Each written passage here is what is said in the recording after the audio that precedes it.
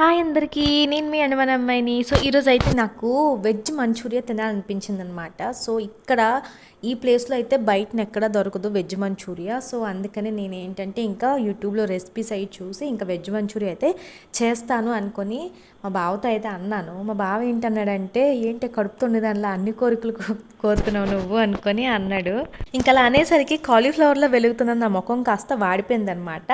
ఇంకొంతసేపటికి dull అయిపోయాను. ఇంక తర్వాత కొంచెం అయిన తర్వాత మా బావ వచ్చి, సరే సరే ముఖం అలా ఎట్టకు చండాలంగాన వెళ్ళి వండుకో అనుకొని నాతో ఇంకా కొంచెం మజాక్ చేశారు.